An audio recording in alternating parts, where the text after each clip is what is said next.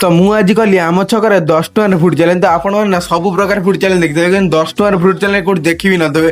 ତ 90 day challenge ଭିଡ଼ିଓରେ ନା ମୋର ଆଜି ନା 60 ଡେଜ୍ ହେଇଗଲା, ମାନେ 60 ଦିନ। ତ ଆଜି ସେ 90 ଡେ ଚ୍ୟାଲେଞ୍ଜକୁ ଆଉ ଟିକେ ଚ୍ୟାଲେଞ୍ଜିଂ କରିବା ମୁଁ ନେଲି 10 ଟଙ୍କାର ଫୁଡ୍ ଚ୍ୟାଲେଞ୍ଜ। ତ ପ୍ରଥମେ ଗୋଟେ ଦୋକାନକୁ ଆସିଲି ନା 2 ଟଙ୍କାର ଜିନିଷ ଖାଇଲି। ଗୋଟେ ହେଲା ଟଙ୍କିକିଆ ମୁଡ଼କି ଭଳି, ଆଉ ଗୋଟେ ଫ୍ରୁଟି ଟଙ୍କିକିଆ। ତ ତାକୁ ଖାଇଦେଲି, ଦେନ୍ ଚାଲିଲି ଆଉ ଗୋଟେ ଦୋକାନକୁ। ତ 10 ଟଙ୍କାରେ ଗୋଟେ 10 ଟଙ୍କାରେ କେତେ ପ୍ରକାର ଜିନିଷ ଖାଇ ହେଉଛି ଖାଲି ଦେଖନ୍ତୁ ଆପଣ ଆମ ଛକରେ। ତ ମୁଁ ନା 2 ଟଙ୍କିଆ ଆଉ ଗୋଟେ କୋଳି ନେଇଯାଇଥିଲି। ସେ କୋଳିଟା ନା ବହୁତ ମିଠା ଲାଗୁଥିଲା। ତ ସେ କୋଳିଟା ବି ଖାଇଦେଲି, ଆଉ ଅଧା ଖାଇଲି, ଆଉ ଅଧା ମୋ କ୍ୟାମେରାମ୍ୟାନକୁ ଦେଇଦେଲି। ତାପରେ ନା ଆଉ ବଳିଥିଲା ନା 6 ଟଙ୍କା। ସେ 6 ଟଙ୍କାକୁ ମୁଁ ନେଇକି ଚାଲିଲି ଗୋଟେ ଦୋକାନକୁ। ତ ସେଠି ନା ଗୋଟେ 5 ଟଙ୍କିଆ ମୁଡ଼କି ନେଇ ଆସିଥିଲି।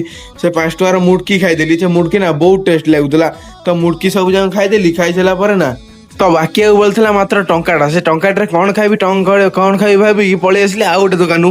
ତ ସେଠୁ ନା ଗୋଟେ ଚକୋଲେଟ୍ ଭାବିଥିଲି ଆଉ, ତାପରେ ମୋ ଆଖିରେ ପଡ଼ିଗଲା ଗୋଟେ ସାଦା ପୁଡ଼ିଆ, ସେ ବି ଟଙ୍କିକିଆ। ତ ସେ ଟଙ୍କିକିଆ ସାଦା ପୁଡ଼ିଆକୁ ଖାଇଦେଲି। ଆଉ ଏଇଠି ମୋ 10 ଟଙ୍କିଆ ଫୁଡ୍ ଚ୍ୟାଲେଞ୍ଜ ବି କମ୍ପ୍ଲିଟ୍ ହେଇଗଲା। ତ ନେକ୍ସଟ ଚ୍ୟାଲେଞ୍ଜ କେତେ ଟଙ୍କାର କରିବି କମେଣ୍ଟ ବକ୍ସରେ କୁହ।